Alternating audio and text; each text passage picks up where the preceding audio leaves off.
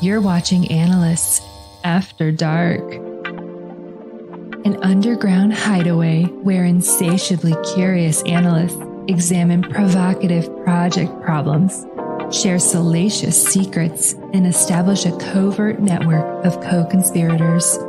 Step into the dark with your hosts, AJ Hawley and Steve Jones.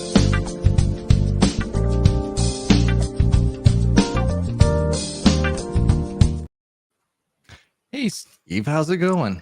Hey, Jay. It is fantastic. How are you What's doing? new? Good. Things are good. new? What's new with you? I am trying a little Nope. communication A little enhancement product tonight. placement.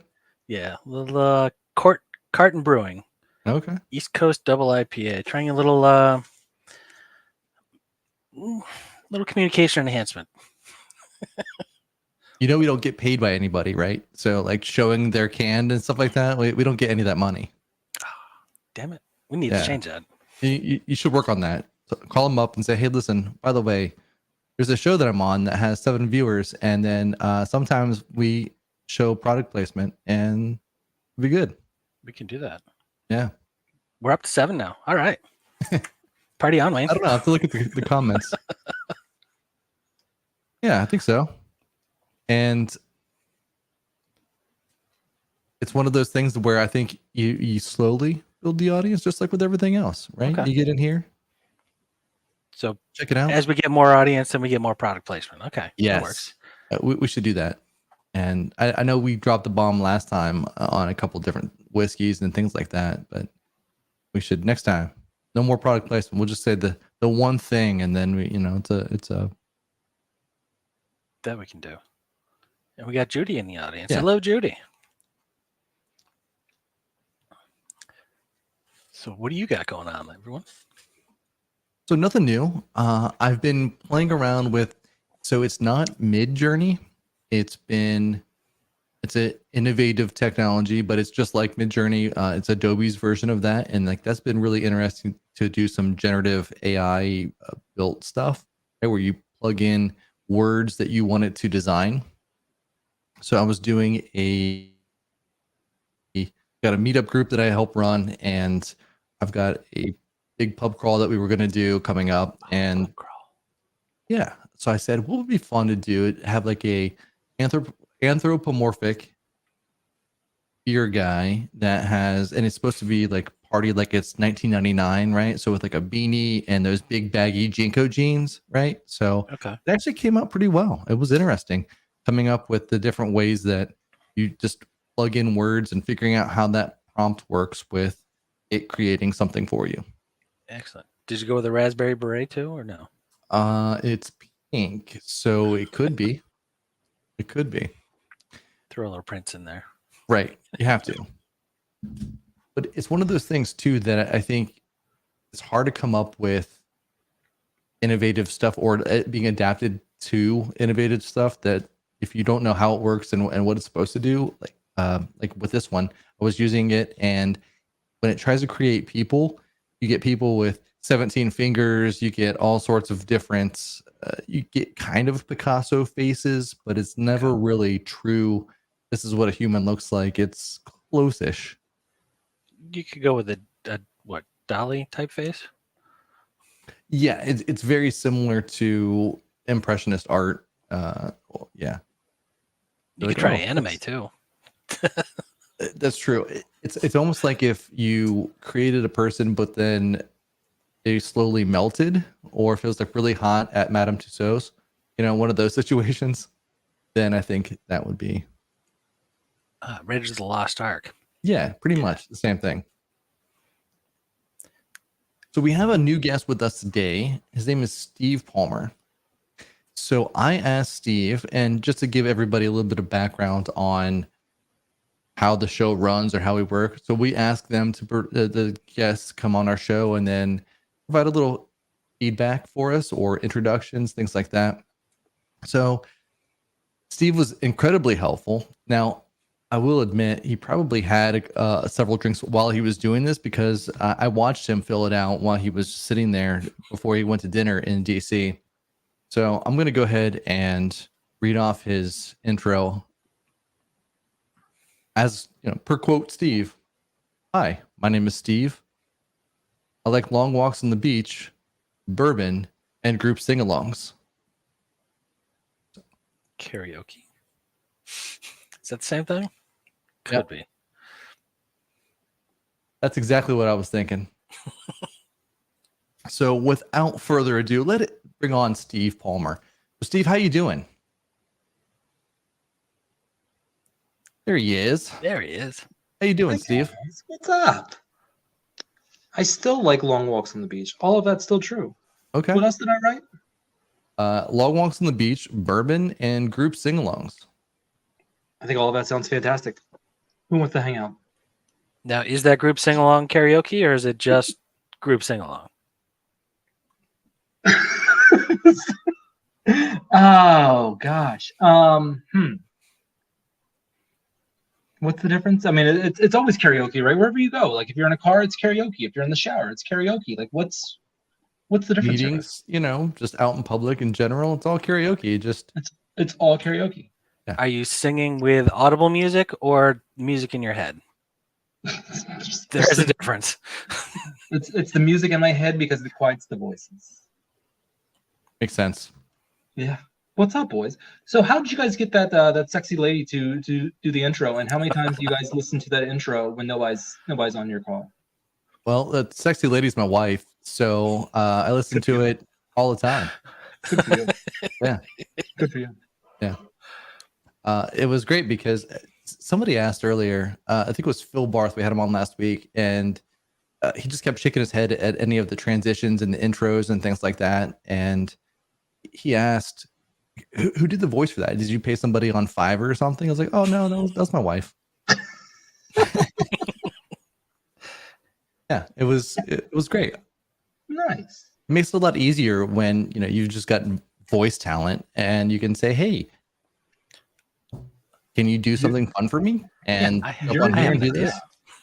It was The great. more successful I am, the more successful you're going to be. Help me out here. That's what it is. It's a team game. Yeah. Absolutely. It's a team game. It definitely took her a couple of tries though. She laughed through several of them. Like, really? Is this what we're doing? Yeah. You almost got it. And it's fun. Crank up the cheese a little bit more. But you saved those outtakes, right? I mean, I feel like that's gold for you. I didn't.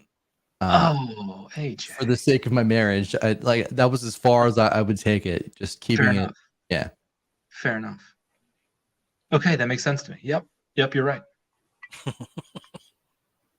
So what's up, guys? So this is new. Am I guest 3? Am I guest 5? What You guest am I? are. This is episode 4, so you are our 4th guest. There you go. Average it out. All right. And as you have been on as it's called, the brother show of this, right? We didn't name it that. That's what it was called. And Vince always starts out with a question. His question is, what are you drinking? Now, we just assume everyone's drinking, and it makes the show better. We ask you, though, what's your favorite after dark activity? To which you responded, wow, I didn't know this is that kind of discussion. I mean, I do like, you know, long walks on the beach that, you know, and bourbons and but I mean, if we're gonna get into it, let's get into it, guys. Okay, so then you know, a little bit of that. A little bit of that. As you hear the 2 kids in the background, you know, it's it's just so much of that these days. So much. They grow older. They get more quiet. The problem is when they're young and they're quiet, you know something's It's dangerous. up. They're It's dangerous. devious. Right. When they're older and quiet, they could be asleep or maybe they're doing something devious. Steve, sounds like you're speaking from knowledge. Yes. Yes, I am. Nice. How many you got? 1 and he's 18. Nice. Very cool. How'd you get hooked up with AJ here? That would be Project World, Business Amy Analysts Riddell, yeah. World. Miss Very Amy nice. Riddell. Okay, so we're all in the same fraternity there then. Cool. Got We're all campers. That's true. Love it. Amy Yeah, collects and then campers. we had a couple game nights. Steve would show up and he'd have he's either walking. He says he's walking the dogs, but he's got a background on as he's walking, and it comes in and out. I don't know. I feel like he was just doing it as an alibi. Like, oh no, I was definitely on the games night thing, and then I was there from 10 p.m. to 10:17 exactly. So remember Always that? have an Remember how I made alibi. that joke about the time it being 10:17? Remember, everybody? Oh yeah. Yeah, it's kind of weird when he jumps on, to be honest.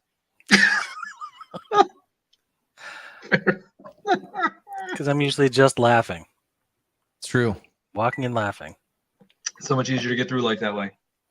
Steve, did you want to do an actual introduction of yourself and say a little bit about what you like, who you are, what you do, and maybe just talk a little bit about yourself? Sure. I'm Steve Palmer, all around swell guy. I've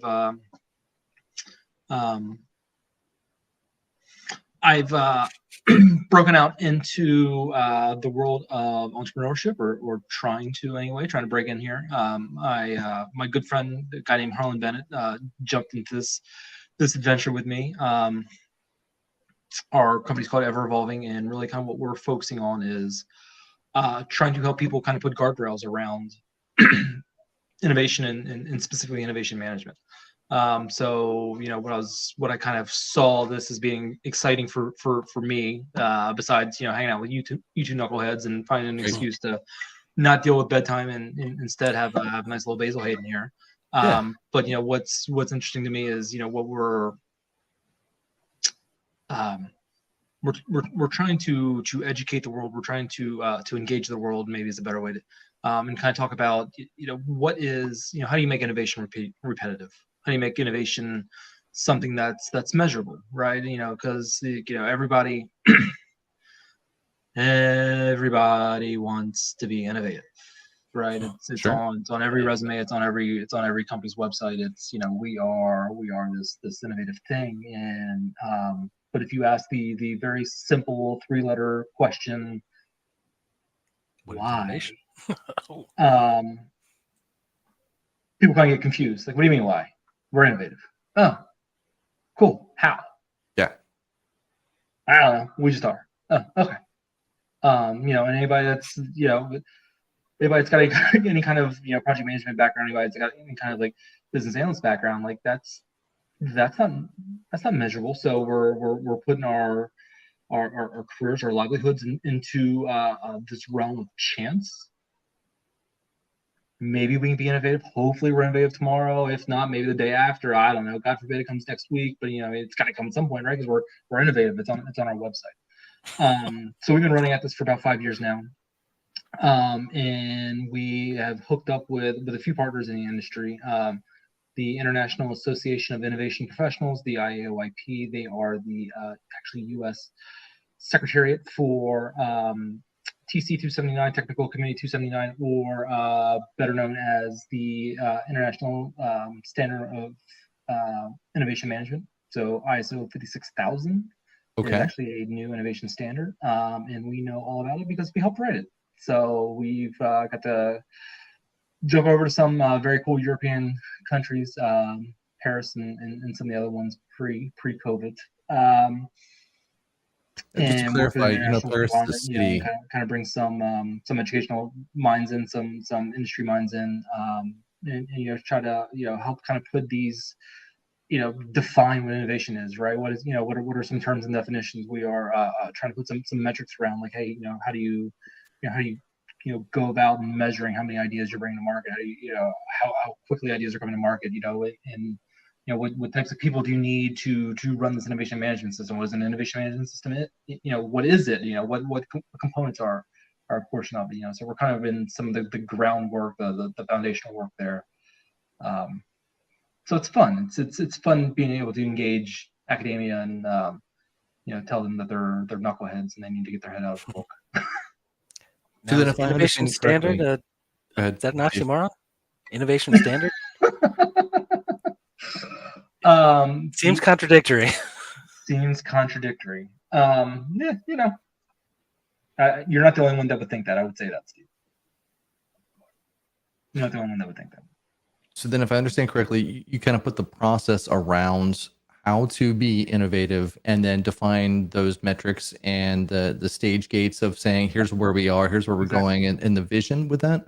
Exactly. Yeah, Okay. that's exactly right. So the idea is to identify new ideas within your company. The idea is to then experiment with and play around with those ideas, right? And try to understand which ones are adding value. And then fund those ideas that once they've proven value and help continue to generate more revenue streams for you for your clients if you're in the contracting realm.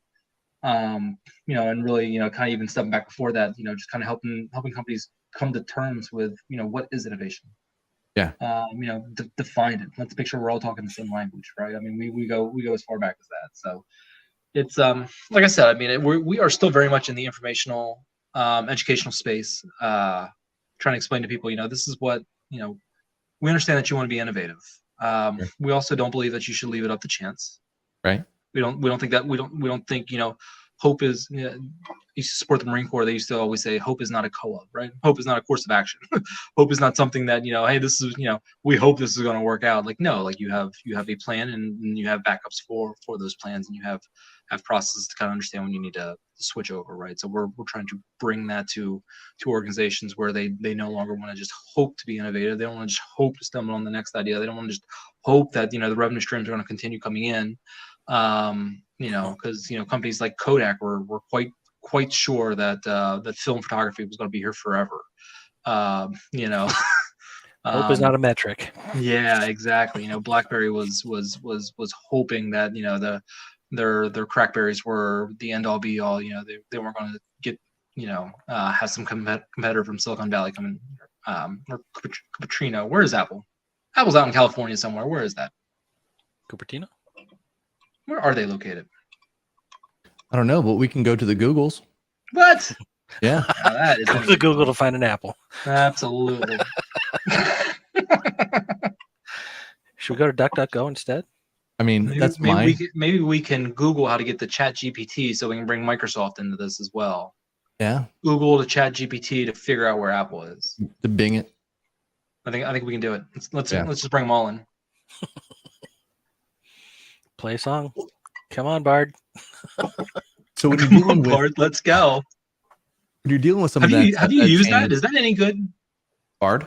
Yeah. I've not tried that one. That's the only one that I haven't really played around with. Okay. I've done a little bit with the Copilot or like Microsoft's version of OpenAI, right? Right. But I haven't. Is that helping you at all? Do you find that that's adding productivity to your life, or are you like? So it does in a couple different scenarios. It's great for outlining things for me. Cool. Actually, and I'll use, to be honest, ChatGPT versus I use Perplexity.ai only because it's used in Copilot and it can actually give you the it searches the web and it'll give you the links to all the things that are up to date, right? Versus ChatGPT won't. Yeah. Got it. But ChatGPT 3 won't anyway. The point of that is if I'm trying to do something that's going to be a little bit more fun and nuanced and have some sarcasm to it, that's great in ChatGPT. I can't say the same thing in like the Copilot space. It gives you like the bland things and it says make it more ironic, and then it just throws in the word irony in there several times. And I was like, well, I could have done that, and so there's that kind of stuff that is it's not helpful. But if I'm trying to outline something for if I'm trying to do a new speech or if I'm trying to do something that's going to be different, it's great for that because now it gives me a target or a structure that I can come in, I can play with, and I can go back and forth on. Got it. Okay. I haven't found it as far as work productivity, not useful in anything that I've tried yet. And we haven't. Yeah, blocked, I haven't quite cracked the nut yet, right? Like I've gotten good on like figuring out keywords to like Google search and then like scanning, and like whatever typically whatever I want to find is on that first page somewhere, and like I've just kind of gotten like it's almost like I'm trained to just go there, right? Like so like first of all, like I'm trying to like break that training, like now there's somewhere else that I can go. I need to go look at this, but there's also like a whole nother way to like query and engage that that Yeah. I just haven't. I haven't cracked that. I haven't quite cracked that nut yet. You have to know what you want out of it to know what to put into it, right? So I think, and that's different than Google searching. You know, it's like, give me this, and then it just, you kind of have to do the same thing, but you have to know, I want either an outline, or I want a paragraph, or I want something that's going to be here that's describing this show or this episode, or something like that, that's going to be a little bit more fun. That I'll come in with something like an idea for, give me 3 topics on innovation and how that impacts whatever, right? Business analysis, for instance. Then it'll say, well, business analysts can be a part of innovation, but here's the things. And then it always does the safety disclaimer at the bottom. But this is just a language model, and real life scenarios are blah blah blah blah blah. And and so it is pretty good about the lawyers have gotten to it. Hey, don't trust anything that we say. Yeah. Okay. The guy at the end of the commercial that reads really, really, really fast, and you can't really understand anything they're saying, and they talk so fast that, like the Micro Machine guy. Yeah. Great pool of the Micro Machine guy. Yeah. But it is good for coming up with alternate titles or alternate topic names, especially if you want to make them a little funnier. So you can get that list, and it says, now make it ironic, now make it funny, now make it make it a pun.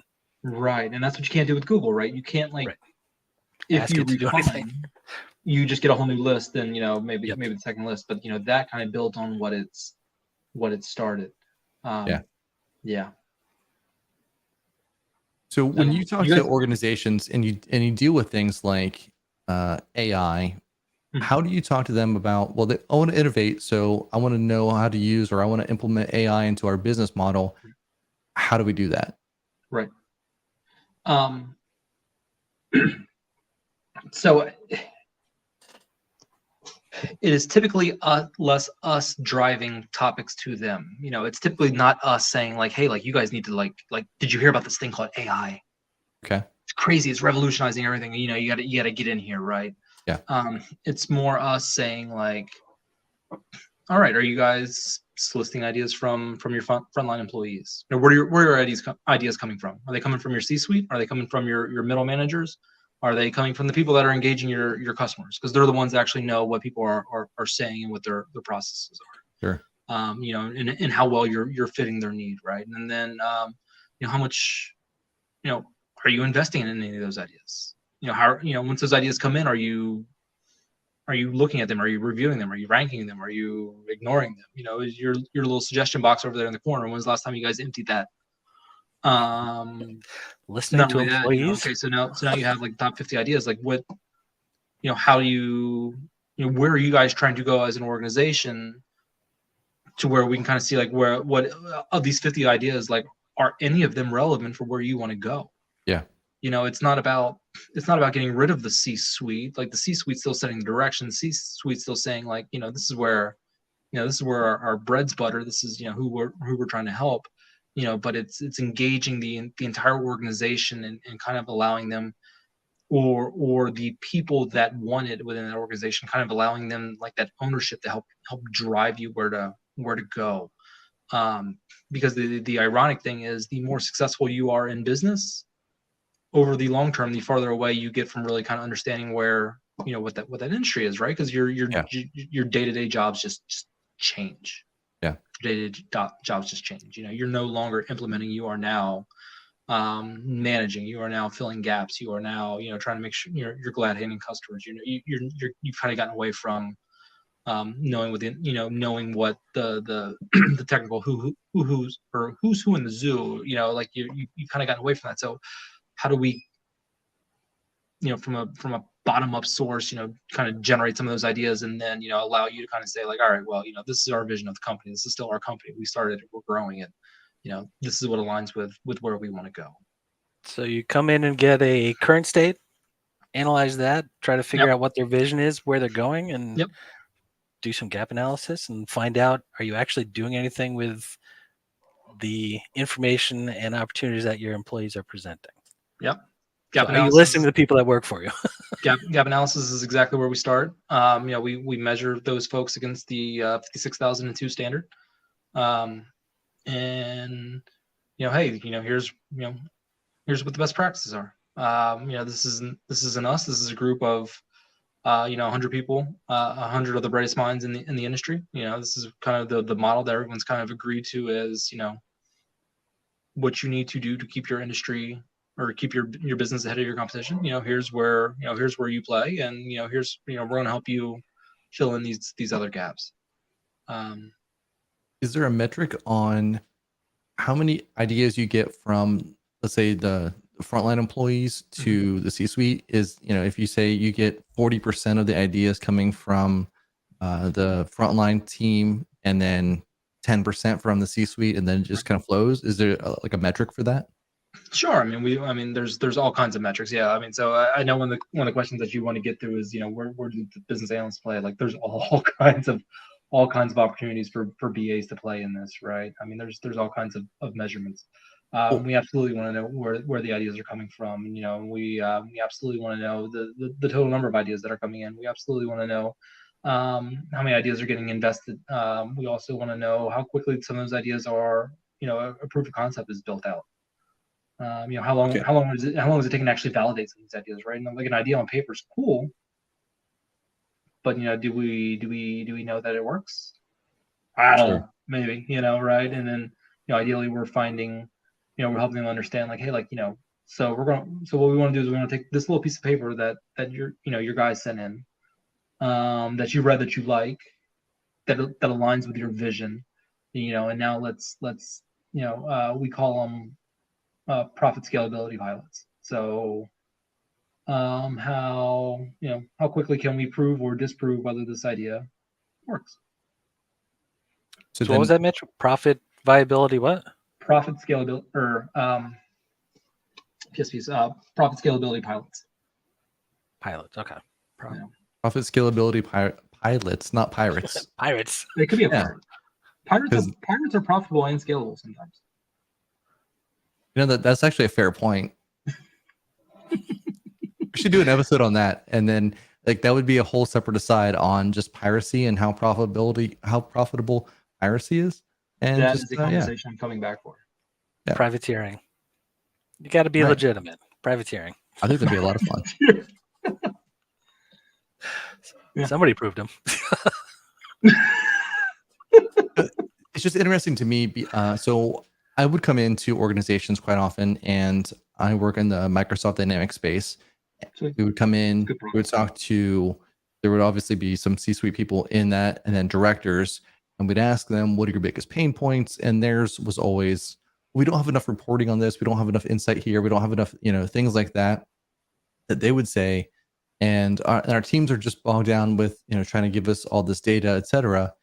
And we would then ask the frontline folks, well, what are your problems? And then they would say the opposite. They would say, well, I have to do all these manual things in order to get them the data, or I have to be in 5 different applications, et cetera. And so solving those problems would get them the data that they needed, but you would just hear the 2 different perspectives. And so that's why I was asking that question of, is there a metric or number saying that if you get 64% of your ideas from the frontline team, it impacts your business and makes you more innovative by X percentage or something like that? Yeah.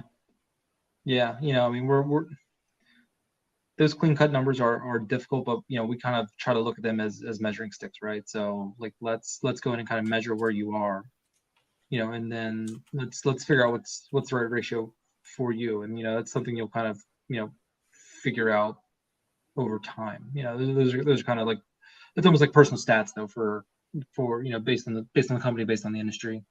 Right. But yeah, I mean that's absolutely it. We're trying to help them kind of visualize and understand that stuff. What you measure is what gets managed, right? So let's kind of figure out what that number is. Sure. And then do we can we get it up? Can we get it down? Do we want to offer some sort of rewards-based program, right? And what do those rewards-based programs look like to get people to engage? And how do we kind of roll those out, right? Do you want to roll it out company wide and say, hey, we're going to give $50 to everybody that submits an idea? Maybe, or do we want to try that with, maybe a smaller subsection and kind of see what that looks like, Right. we try to guide people towards best practices that we've learned through either, our careers or, engaging again, this international groups, international standards. And so what I'm Pretty hearing fun. Have is, you guys ever been involved with any of the ISO processes? It's kind of not nuts. involved in the process. I've had to obviously use some of the ISO standards for different things in data. So It's I've had to see that, and I know what that looks like as far as here's what this, and there's a whole paper on each one of those things for like dates that you use, and Absolutely. it's insane, right? It's So insane. I can't imagine all of the research and work that had to go into saying here's how we're going to do this process. It's insane. And then the other thing is, like, this is a global organization, so you literally have representatives from all different time zones, throughout the whole 24-hour period. So like, Yeah. One day, one week, 1 month, we're waking up at 4 a.m. to engage these guys, and the next week it's 11 p.m. because we're trying, they're trying to manage it out and kind of keep things fair for everybody. It's nuts. It's insane. But it's also been incredibly rewarding. That sounds like a standard day, though. 4 to 11. That's not how long you work. I feel like that's how long I work some days. Yeah. So going into some of the topics then, what can BAs do to help their companies be more innovative? Identify gaps, identify long poles, try to raise, where, what is your pain point? Like, what's taking you the longest in your day, and are there opportunities to make that easier? And then, you can even kind of take it a step further and be like, hey, this is really difficult for me to get this data. I have to go here, and here.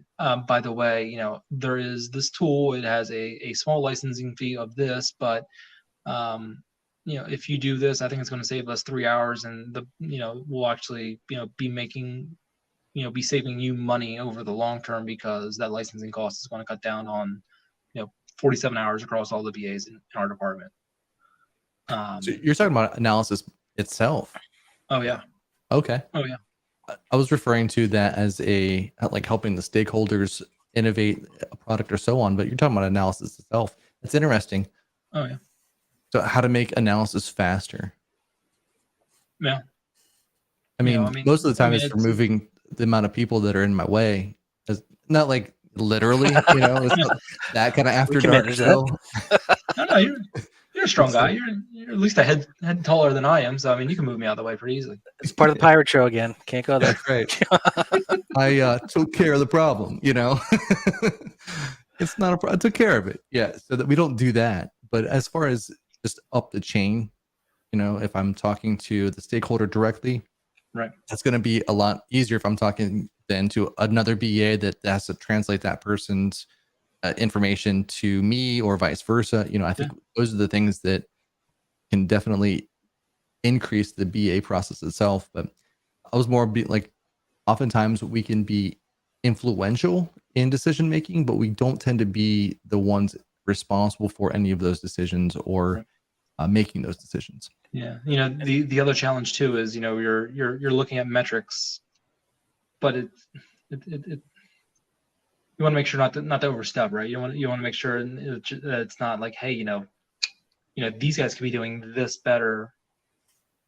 It's really better when it's organically raised. So if you can go and like talk to somebody and be like, hey, I noticed that these metrics slipped a little bit this past month. Can you talk to me a little bit about what happened? Oh, well, somebody was sick. Okay, well, you can't do much about that, right? People get sick, or but hey, we all of a sudden we had this increase of this type of data, and it really took us a long time to clean that out. If you can kind of help them kind of make that business pitch, right? Because the business pitch is, if you buy this, or if we do this, it's going to save the company money because, right? And that's that hypothesis that we kind of got to get down to, and then the next step is, all right, how do we prove or disprove that hypothesis? So I mean, there's definitely play there, but I mean, I would start for any of the BAs that are out there is, start with, what are you doing on a daily basis? What is your biggest pain point, and how can we raise that up in a manner that, management is able to say, this is how, you're right, we need to take action. Here's what we want to accomplish. And that's another question that I have is, how do we raise our voices higher? Any thoughts on that? Because that's often one of the ceilings that we hit. Yeah. It's a low I ceiling. I would come on this podcast. That's what I could raise my voice higher like this, but like, The helium voice. All right. Because that's often one of the issues that BAs run into is we influence without authority all the time. But the question is, how do we get our voices, our concerns, our ideas lifted to a place where it's actually going to be heard, Right. where somebody can take action? Because usually it's one level of management, and that's about as far as it goes. Yeah. Gatekeepers are always something you got to kind of figure out how to manage. That man, that's such a good question, right? I mean, AJ, how do you do it, man? I mean, you've been successful in your career. What's how have you been able to figure out ways to deal with managers that might take your ideas and then not give them the right mind? How do you kind of manage that, right? Because you can't just go around them, because then they smack you and then your life becomes miserable. I mean, I often do go around and then I get slapped often, but I'm also generally in consulting. And so in that space, that's where, hey, by the way, you hired me for this position. You wanted me to point out these things. Here's why I'm doing this. I'm not doing this because, et cetera. This is what I needed to say to that person, or this is what I needed to show to them to say, this is what you have to do. Ultimately, it's not my decision. And sometimes I have to go, this is not a fight for me. This is a fight for you internally, but at least here's the information. Here's what you had to have. And here is what the suggested process or the recommended process. Right. Yeah. I like this. Yeah. Could someone do a comedy show titled Authority Without Accountability, or is that a horror show? Yes, it's a horror comedy. Yeah, I think it's one of those campy ones. Have you seen Cocaine Bear? It's kind of like that. Is that good? You haven't seen it? No. It's the best, most terrible movie you've ever seen. I thought Authority Without Accountability was basically the title for Arrested Development, right? Was that the initial pitch for Arrested Development? Could be. They just ran a construction company, but had just no accountability whatsoever. There was some light treason. Yeah. There's always money in the banana stand, though. It's a great show. Yeah. So if you haven't seen the Cocaine Bear movie, you kind of have to. It's one of those. Yeah. It's god awful, terrible, and it's almost like the Sharknado level, but it's a little bit better than that. And it's based on apparently a true story about a bear that found a whole bunch of cocaine in the woods that fell from a plane. Yeah. It ate it and then it went on a wild rampage. Which, as one does when they're on a 3 pounds of cocaine. Yeah. Yeah. So did it turn white and it was a polar bear? By the way, we're talking about different bears in this case, not the Chicago Bears. Chicago Bears. For legal reasons, not. But yeah. So I think that's the thing, understanding the authority without accountability is exactly where the BAs end up living. And we had a confession last week. So we do confessions on the show. I'm not sure if you have seen that. And we'll talk about it here in a minute. But we had a confession where that was exactly what happened. So this person was the BA and they didn't have the authority to make a decision because their stakeholder wasn't there. They just went ahead and rolled with it and did it.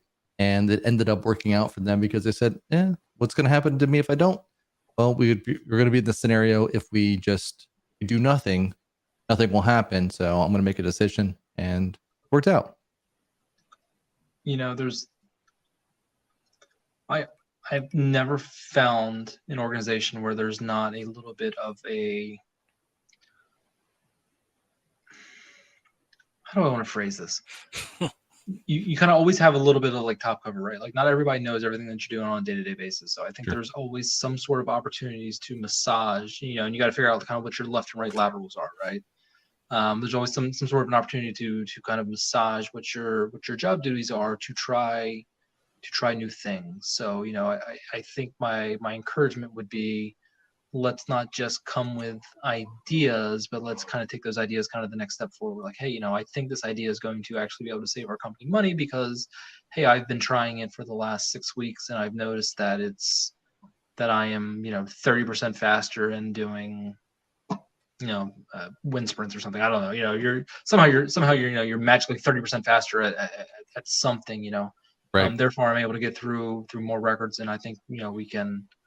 I think there's something here. Try to your BAs are so great at breaking down data and using data to tell pictures and tell stories, right? Just kind of make sure that you really kind of flip that lens, and then And that works as long as there's data governance. Right. If there's no governance on the data, then you're telling a creative story. Yeah. What's your proof? Yeah. Here. Yeah. I find that there's also sometimes bitten BAs in the butt because it was on the metric was how many user stories did you write? And that was always the wrong question. It was not how many did you write? It was, well, what's the quality of them? Because I could write 100 stories right now and it's just the story. It has zero acceptance criteria, etc. But if your team isn't maintaining the definitions of done and things like that to say this is when something is ready, then what's the value? Checking that throughput of going, well, we have this many stories in this state and then this state and how long it took to get from A to B. And that's one of those things that would be a good tool to measure or a good metric to measure. Because now you can say, here's our throughput. It takes our BAs generally 14 days to come in from a brand new requirement with nothing to that being ready for a developer to do. And the fun part about metrics is as soon as you start to measure, you change behavior. So what is it you want to change? Then define a metric associated with it. Because people find a way, especially if it's tied to compensation or bonus or performance. Just like Jurassic Park, they find a way. It's not always what you want, but they find a way. They're going to, no matter who it is. So if you're tracking bugs, whose fault was it? Right. Their fault. Everybody finds a way to point at somebody else. So we had a request for BA confessions. So let's see what that looks like. And now it's time for BA confessions.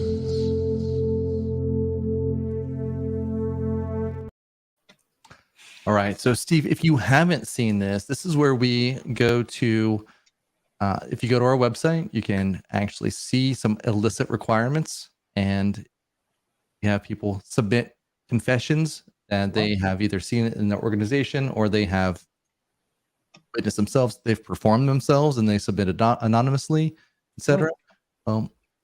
Yeah. So today's episode, however, we don't have any confessions that we are looking from anybody else that they've submitted, but I'll go ahead and share one of my own. Okay. I was working for a company several years ago and we were doing a web portal, and the web portal needed to reach out to their customers, and it was one of those, it's a very regulated industry, and we go in, we were redoing their entire design for their front end portal. As we go through, we are probably 3 or 4 weeks away from launch, and somebody asks, a business analyst asks, so is this ADA compliant? So ADA meaning that does it allow screen readers and things like that to go, because it was a well-regulated industry. And then someone's like, well, we didn't test that. And so then we had to go back through all of the code to make sure all the buttons, because we had graphics on all the buttons. And so that wasn't being picked up by the screen readers. None of the the buttons were there. So we had to go back through and redo some of the some of the UI, and make sure that we had all those things eligible for screen readers. We had alt text on literally everything, and go through the entire application all over again. So it delayed that push by a couple of weeks, but we're able to get it done. But that's one of those situations where, now every single time that project came up or we did something else, like, hey, by the way, is that compliant? We had to check it out. You only ever make that mistake once. That's just After that, it's a question at the beginning. It was definitely one of those things that we asked everybody every time. And so, hey, so how are we going to do this time and make it compliant? So how do you ever stop and take a step back and, before adding a new rule, like kind of look at it as a whole? So my background's in consulting as well. Done a lot for a variety of federal agencies, and like the release process for every one of them is a handful. Right. Like, oh my, they've clearly learned lessons over 20 years of software engineering, 30 years of software engineering, but they keep adding on top of it, as opposed to, in my opinion, kind of like taking a step back and being like, which of these are still valid? Is that lesson we learned back in 97, like, is that still a thing? Yeah. Can we really get rid of that? Can we automate any of this stuff? Can we, what's, how do we kind of push this earlier in the process to where, like, it's not lifting a mountain to get a new piece of software out? Obviously we still want it to be, it's secure, and it still needs to, touch all, scratch all the itches, but, are some of these things still relevant? And like, yeah, so they treat their, I feel like nobody is kind of saying, all right, we have 30 years of lessons learned. Were they learned? We have 30 years of lessons. Were they learned? We have 30 years of lessons all piled on top of one another. Do they, does this still need to be a 30-foot mountain, or can we, are some of these things no longer valid? Yes. I've never worked in an organization that was able to do that. The organization's always like, well, QA's making me do this down the street, so I just gotta listen to them. They treat their deployment like just laws, basically. So where it's illegal to walk with the duck downtown on Tuesdays or something like that. Yeah, we're still finding those sorts of. Yeah. Why would you have a duck on Tuesday? That makes no sense whatsoever. Yeah, downtown. You can't have it downtown. It's 2023. Like, maybe I want a duck now. I don't know. Yeah. It's always. I love those kind of old, like, weird laws where they have it where, why is this a thing? You can't wear a brown and a white shoe together and dance at a festival or something. Like, those are the kind of things that I'm just like, why does this law exist, and who was it written for? Right. Yeah. Yep. Yeah. There's always a fun time when you've got your deployment dry run with separate steps, different steps than the production release run. Wait, what? Those are supposed to be the same. You want to exercise the steps. Why aren't you doing all the same steps? Yeah. Oh, because that doesn't work. Okay. What are you doing? To answer your question, Steve, I think that yes, you should be doing that if you are doing your definition of ready and definition of done. Like, those should be reviewed every iteration, just to say, are we still on track for this? Does this still make sense for this team? From a deployment standpoint, I think that you could almost ask the same thing every deployment. What are our checks and balances to make sure that we are doing a good job of deploying this, and we make sure that we have this tested, it goes in the right environment, it's done within XYZ time, et cetera. Totally. But, yeah, totally. And it's again, like these are the areas to innovate, and like, you can't take a step back capability wise, but we're I saw where there was now a patent or a patent was recently approved for for a flying car. Like, we're on the eve of having flying cars. Like, do speed limits still make sense, and how long will it take for us to realize whether speed limits do or don't make sense? Man. That's the worst idea ever. Flying cars. I thought it'd be amazing. You grew up watching Jetsons. Back to the Future, like, oh my gosh, there's flying cars, Total Recall, right? Flying cars are great. And then now you think about it, like I drive and I live in Florida and I drive in Florida. There's no way that I want flying cars anywhere. I don't want that at all. I've been in New Jersey. Like I know what it looks like there. There's no way that I want flying cars. Why? Maybe Jersey would let you take a left-hand turn. You can just do U-turns from the right lane in Florida. It doesn't matter. They just say, "Oh, yeah, you kind of do what you want." There's no there's rules. really not a whole lot of rules in your state, man. And that's a 5-lane highway. Yeah, right. With people driving both directions on both sides. It's because they're kind old. of a free for all. Yeah. Rules are. There's no ISO standards for driving in Florida. Well, they're either just ignored. For a driver's license in Florida. That's it. Yeah. We do have a confession in the comments as well. So that's the first, by the way. So I have a confession. In one project, team members' exotic language, spoken and written, was all over the place. I called it verb sprawl. I created a word cloud, single slide with 100 verbs. The team could make their words more and more ambiguous, since wink wink, a shadow success factor of the project was exotic vocabulary, particularly in status reports. Do you have that word cloud? Do I have a word cloud? Not for this show. Do we need one? Does that person still have that word cloud? And please, can we share it? Please, God, can we share it? Can you get it and can you put it in the chat right now, please? Yeah. Or email it to me, Robert. That would be that just had to be such a fulfilling thing to build. Yeah. Oh, that's funny. 100 verbs. Unbelievable. Well, if you would like to submit your own BA confession, you can go to analystsafterdark.com and then you can look at the illicit requirements tab, fill out your own confession, and we'd be more than happy to read that out on the show and get a couple laughs based on somebody else's stuff. Because I guarantee that, if we've seen things, we've definitely missed out on a lot of other things. So I want to hear from you. Yeah. And your secret's safe with us. And YouTube. And LinkedIn. And it never goes away. Yes, correct. It never goes away. It never goes away. There will never be any consequences from anything that you tell us. That's right. That's correct. Of course not. Speaking of consequences, let's check out the hotline.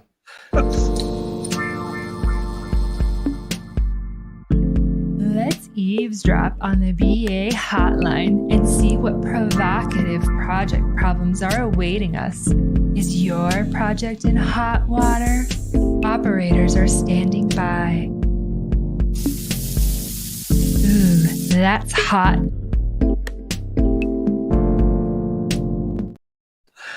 I'm kind of surprised we haven't been canceled yet. Yeah. Like we're 4 shows in. I think at this point it's been 4 shows too many. Well, we don't apply a maturity model here. That's true. That's true. There is no maturity model. We don't worry about applying that here. Nope.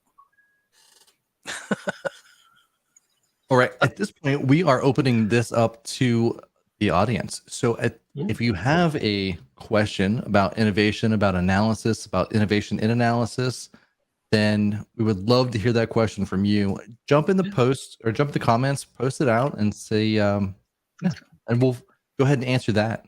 I think we'll let Steve Jones answer the first one. Oh, me? Just because. Okay. There's 2 Steves. You lost the coin flip. Sorry, man. That's right. So it wasn't a $50. Heads. Higher probability.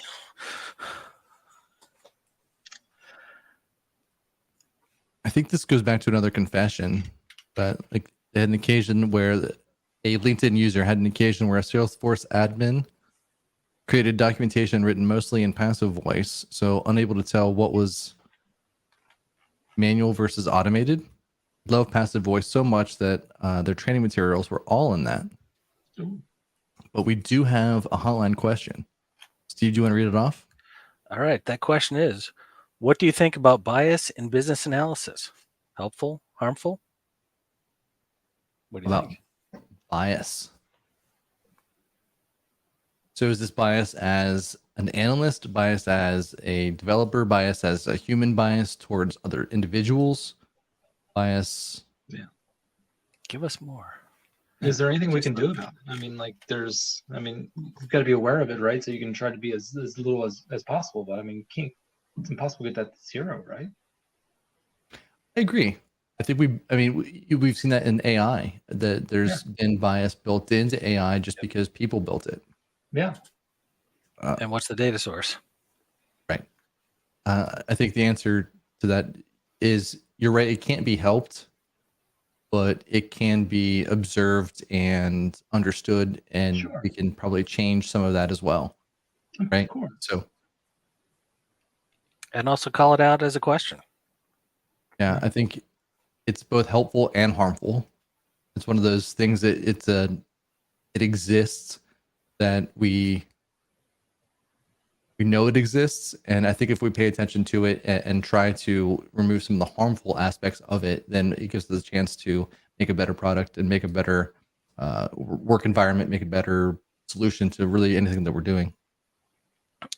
Yeah. I also want to try to avoid rework. Is there, before you're doing a bunch of analysis effort, before you're putting that in, do your stakeholders already have a bias or preferred solution in mind that you bring them the analysis and they go, yeah, no, I don't want to do that. I want to do this instead. What do you? Never happened to me. What are you talking about? Well, actually, that's one of the benefits of taking a Six Sigma type approach, where you define it first and then you come up with data to see if the data of the current state supports that kind of an opportunity. So it's not really biased, but it's helping get some of that identified up front to figure out, do we bother going forward? Right.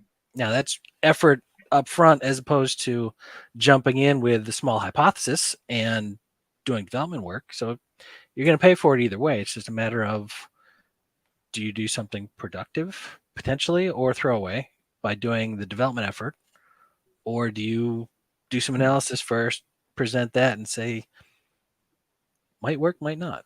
Yeah. Yeah, and I think that's kind of why we lean towards those profit scalability pilots, right? Like we want to actually see it in action to try to get away from, an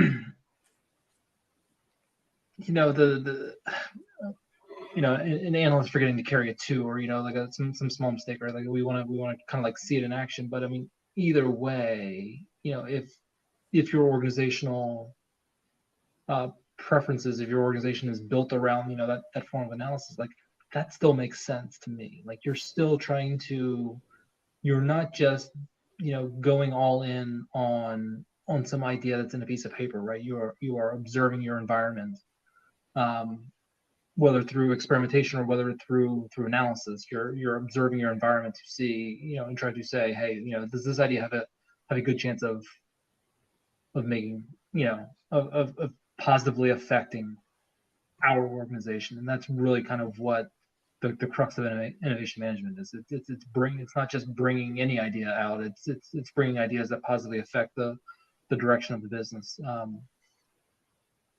So, I do like the data-driven approach as well, and like that certainly works well in certain organizations that with a culture for that stuff. Mm-hmm. We had another question too come in. So it was around the Agile Manifesto, which is more important, vital or difficult, working software or working teams? What was the first one? So it was, which is more important, vital or difficult, working software or working teams? To me, I would say working teams make working software, and it would be difficult to make as much working software without a good working team. So I think they're both vital, Because if you have a working team, but you're not building anything, you're just, it keeps going out. And I've been on those projects as well where the team was working, but we never built anything. We functioned, but there was the leadership kept changing something, left or right, etc. Or the project got a new sponsor and then they wanted something different, etc. So the team worked, but then it just kind of ground to a halt because you're spending money, but you're not delivering anything, kind of like what you just said, your proof of concept, right? So a working value producing team is Yeah. the caveat to that. It's the holy grail. But I think that's why It should be attainable. That's why retrospectives are so important. Those are your marriage counseling sessions for your team. It's all about communication. Having a good retro is absolutely crucial in having a good agile working team. And if you don't work in if you work more traditional waterfall environments, then you tend not to have those until after a specific phase. But after all the requirements are done, you might have what's called a post-mortem, which is definitely a downer meeting to go to. Like when you get invited to that, it's like, well, who died? Yep. Literally, the project. Okay. Or the phase. Yeah. So. Should I go clean out my desk? Like what's like? Yeah. Like how dead are we right now? Like what's happening here? Like, am I just Right. skipping this and going like right to the bar right now? Like level with me. Yeah. And that's the next question I was going to ask. Which would be a more beneficial activity after the retrospective? Dodgeball or a trip to the bar? I mean, why not just porque no Combine los the dos, right? Why not the two? I think. Why not the two? Right.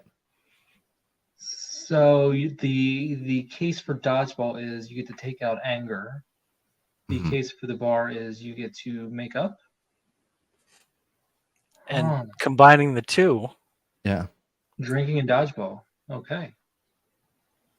There's this thing I found it in Cleveland. Apparently it exists other places too, and it's called whirly ball. Have you ever heard of it or ever played it? No, what is that? It's amazing. So It basically somebody said, what would happen if we took basketball, lacrosse, and bumper cars and made it a sport? And they did. And it's amazing. So you're in this little bumper car. You've got like this hooked lacrosse, almost like you've seen Highlight. They have like the glove with the hooked thing on it, right? Yeah. You have that little scoop, and then you sling a ball at somebody, and then you have to make that ball into it's a basketball backboard at least, and then it is absolutely amazing. And you wouldn't believe how sweaty you can get in there as you're just ramming cars and other people, but at the same time, and like you got this little joystick that kind of goes both ways, and like you swirl it around and you turn the other way. It's a lot of fun. It was probably the most fun I've had playing something that like I'd never tried before, and I was like, this is amazing. How good were you? Was this something you picked up immediately, or like, hey, I'm on top of the world, or is this something like, oh, I suck, but ha ha ha, I'm laughing at me? I didn't think I cared at that point, which is normally unusual for me because I want to be good at whatever I try, Sure. And at that point, I didn't care at all. I said, I could play this all day and be the crappiest person on the team and still have the most fun. What's it called? Whirly ball? Whirly ball. Yep. Okay. Yeah, I don't know what. I'm in. Let's go. Yeah. When are we playing? Let's do this. I don't know the closest one. We should find one and then just centralize and meet there. It's probably somewhere in like Pennsylvania or something that we'll all have to meet.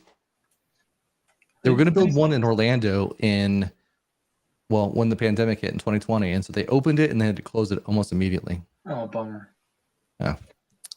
We should have a conference site at whatever town has whirly ball. Whirly ball. I know Cleveland has one. Whirly ball near me. Bedford Heights, Ohio. There you go. Clinton Township, Michigan. Chicago, Illinois. Okay. All right, so Project World Chicago. We're gonna go play some whirly ball. That's the only one I'm not going to this year. Okay. What's the deal? Like it's big in Michigan, it's big in Wisconsin, it's big in Illinois. Yeah. There's Come to one Maryland. in What's going on, Minnesota guys? too. It's broken into Texas and Colorado Springs. Come on, guys. Come to Maryland. What's happening? Yeah. Fix it. None of You know, this is I supposed think to if be. this innovation thing doesn't work out, maybe you could just innovate that and then just bring in Whirly Ball to Maryland and go from there. You and Harlan? Franchise it. Yeah. We're real big in like pickleball. Like pickleball, Yeah. just completely took over Annapolis. It's amazing. Yeah. It's massive down here as well. Yeah. Inside and outside, which inside obviously That, amazing. there's the bumper Outside cars. in Florida, no. There is the bumper cars. You're not kidding. Yeah. It's an awesome time. It is an awesome time. Yeah. What is this sport?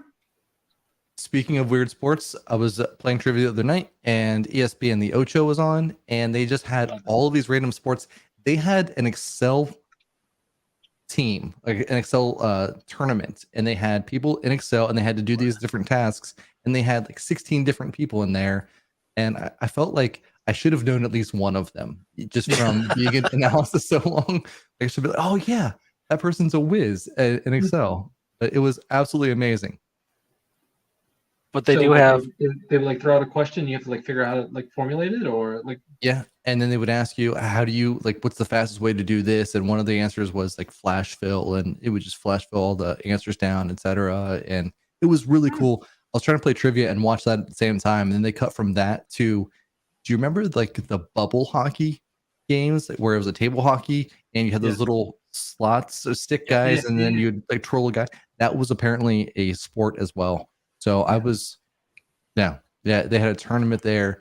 Granted, there's probably 16 people that were in the audience, and I hope that they were all related to the people that were playing, but still, it was really cool.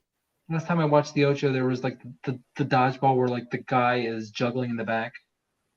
So you've got to like knock out the team. You got to like the goal is to knock out him, right? So everyone else is trying to protect him. He's got to keep juggling and can't stop juggling. Okay. But the other team's like throwing like dodgeballs at him at all times. He's like juggling, like dodging. Like people are like diving in front of them trying to save him. All right. That sounds amazing to me. It makes no sense whatsoever. But like it for ESPN 8 the Ocho, like give me 40 minutes of it. Let's go. Well, they also had fling golf. If you've ever seen that. No. So fling golf is almost so instead of it being a golf club head, you have like these little prongs, and then you put the ball in it, and then you just sling it over your shoulder as far as possible. And that was interesting to watch. I don't know how much fun that'd be to play over regular golf. It felt very similar. I've done that with lacrosse stick. Okay, yeah, seems very similar. Just play a lot more from the fairway as opposed to in the trees where I typically have to go find my tee shot. You just hang out. Putting's a little tougher with a lacrosse stick, but you can drive really well. Innovative sports. I like it. And they've got pro kickball now too. Yeah, I saw pro kickball. I saw pro wiffle ball. Seriously, like how many Frisbee? things when we were children do you wish you knew you could go pro in as an adult, right? Like, yeah. Like there were so many things like growing up that my parents were just like, stop playing that. It's a waste of your time. That I really wish I could have gone back and been like, nah, somebody's going to go pro in it one day. It might as well be me. Yeah. Well, I mean, if My you ever video watched games. anybody do a speed run on any game at all, so Yeah. or they go and they play Super Mario Brothers and it's 9 minutes and the whole game's done in 9 minutes. It's got Well- 4 million views on YouTube. Right. I did that in Contra. Okay. You did it in Contra. What was your record? It was like 11 minutes. Jeez. Going through every single level. Are you shooting bad guys or are you just like jumping over people? Like what's the strategy there? Killing everything. Absolutely Killing everything. My issue with Contra was that when you ever played with two players, the second player was never as fast as you, and so then you were like edging the screen on, and then they were like just getting bombarded by whatever, and then you couldn't jump because they were dumb and couldn't hang out with you. So that was the worst part because I think that you would always end up fighting after that. Come on, why can't you run fast? You have the same toys you did. Yeah. So, last call. All right. You're the bartender, so it's last call. You know what that means. I do like the setup of this. Like, you guys got some good segments, so I like it. Thanks. Appreciate it. Job with this. We try. A little structure helps. At this point, where can people find you? Where can people look for you and Harlan? And what do you have going on? Yeah, I mean, so you can always, we have a website, everrevolving.biz. We've got LinkedIn. I think I'm somewhere in the show notes, somewhere here maybe. Come hang out in DC at Project World. I'm part of the ambassador committee there, right? I kind of help Amy in any way I can when it comes to getting that conference up and running, and selecting topics and speakers. Do anything for Amy. Love Amy. Otherwise, right now, we're putting together our first couple courses. One is just the very, very fundamentals of innovation management.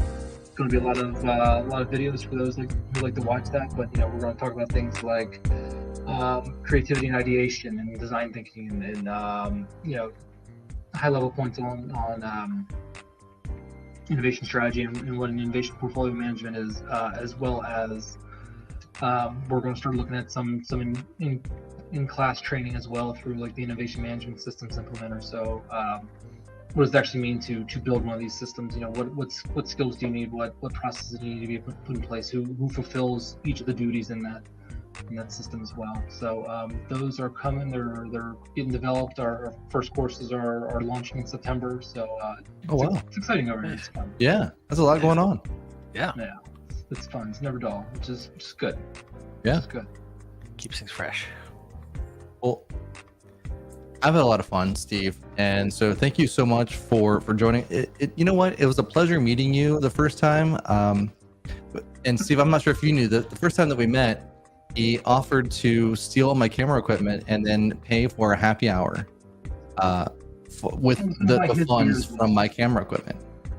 I was going to buy his beer as well. So number one, like I wasn't just being selfish. I was trying to, promote a sense of community there. And second, like he's not. You're missing the bigger picture, because when I first saw AJ was sitting down. I had no idea that it was his camera. And he had never seen me before, because this was our first interaction, although I had known like Amy for like 3 or 4 years prior to that. So like I felt very comfortable walking in here. He had no clue who I was. So like literally like the first thing I said to him was like, "It's a nice camera, man. I wonder if I can pawn it and pick up happy hour." So then he stands up and he's a foot taller than I am. It's like, oh God, what did I do? It's my camera. It takes it looks away. Happy hour bill for 2 of you? Probably. If you add in the rest of Amy's crew, I don't know if it would cover happy hour. That's fair. Maybe the first 20 minutes. That is easily one of the top 3 worst first impressions I've ever made. It was great. I've done, we should have our own confession show about that, about mine, just awkward first impressions, and then awkward second impressions about my first impression. So I feel like I've done that 100 times. Yeah, you tried to dig out the hole you just made. Just keep digging in further. Or it's been in your head the entire time. The other person has already forgotten, and it wasn't even a big deal. And then you made it now a bigger deal and said, "Hey, I was super awkward the last time," and then now you're just like already in that hole. So yeah, you're just digging deeper. Sooner or later, I'm gonna say something. I'm gonna start earning my way back out of this hole. Yeah. I think at this point, and Hans Ekman was the one that pointed this out when I was talking to him and Vic Nichols. Like, AJ, when you dig yourself into a hole, you just keep digging. And I'm like, yep. So I'm gonna come out the top on the other side. I'm just gonna go all the way through until you're back on top again. There you go. That's the way to keep doing it. Only way out is through, baby. That's right. Well, thank you so much, Steve. It's been a pleasure having you. Guys, this is fun. Thank you for inviting. So everybody else, check out Analysts After Dark. You can follow us on YouTube. You can follow us on LinkedIn. And Also on our webpage. So go to our webpage, fill out, be part of the team, be part of the Analysts After Dark. I was gonna come up with like a groupie name, but I couldn't come up with one very quick. It started out and then that train just stopped moving. So anyway. All right. So with that, stay curious, everybody. And stay positive. All right. Have a Thanks, good one. everybody.